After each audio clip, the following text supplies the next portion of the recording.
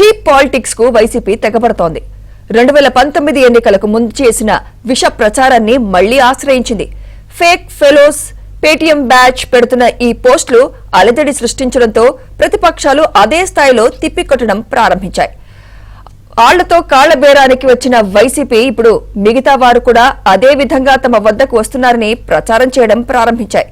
ఈ ప్రచారాన్ని టీడీపీ నేతలు ఖండించడంతో పాటు వీరందరి సంగతి తేలుస్తామని హెచ్చరించారు.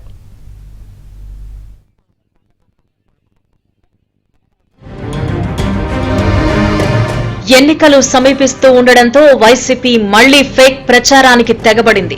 ఫేక్ పోస్టులను పెట్టడమే కాకుండా విధేయత, నిబద్ధత ఉన్న నేతలను మానసికంగా దెబ్బతీసేందుకు వైసీపీ తెగబడుతోంది.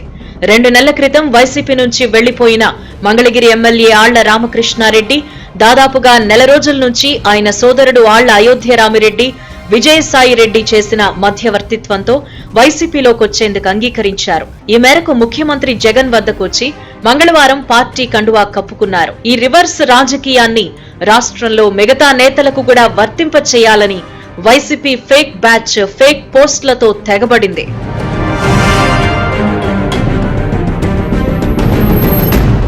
వైసీపీకి చెందిన నర్సరావుపేట ఎంపీ లావు శ్రీకృష్ణదేవరాయలు ఆ పార్టీకి లోక్సభ సభ్యత్వానికి రాజీనామా చేశారు.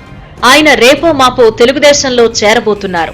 దీనికి సంబంధించి ఆయనతో పాటు వైసీపీకి సంబంధించిన బీసీ విభాగం రాష్ట్ర అధ్యక్షుడిగా ఉండి 2019 నుంచి నేటి వరకు జగన్ కు అండగా ఉన్న మాజీ ఎమ్మెల్యే జంగా కృష్ణమూర్తి కూడా టీడీపీలో చేరనున్నారు.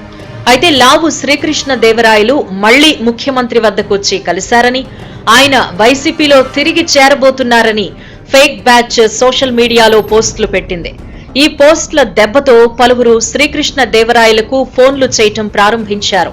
మంగళవారం ఈ పోస్టులు పెట్టిన సమయంలో సాయంత్రం శ్రీకృష్ణదేవరాయలు హైదరాబాద్ లో టీడీపీ అధినేత చంద్రబాబును కలిశారు. దాదాపుగా 45 నిమిషాల సేపు వీరి మధ్య సంభాషణ జరిగింది. తనపై సోషల్ మీడియాలో వస్తున్న పోస్టులపై శ్రీకృష్ణదేవరాయలు తీవ్రంగా స్పందించారు. తానెవరి అపాయింట్మెంట్ అడగలేదని, కలవబోనని స్పష్టం చేశారు.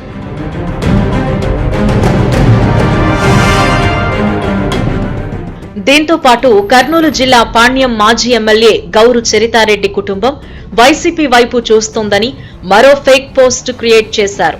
అయితే అలాంటి అవసరం తమకు లేదని, మంగళ, బుధవారాల్లో టీడీపీ పిలుపునిచ్చిన బాబు షూరిటీ భవిష్యత్తుకు గ్యారంటీ కార్యక్రమంలో చరితారెడ్డి కుటుంబం పాల్గొన్న విషయం అక్కడి పార్టీ నేతలు గుర్తు చేస్తున్నారు. అంతేకాదు మచిలీపట్నం మాజీ ఎంపీ కొనకళ్ల నారాయణ వైసీపీ వైపు చూస్తున్నారు అని మరో ఫేక్ పోస్ట్ క్రియేట్ చేశారు.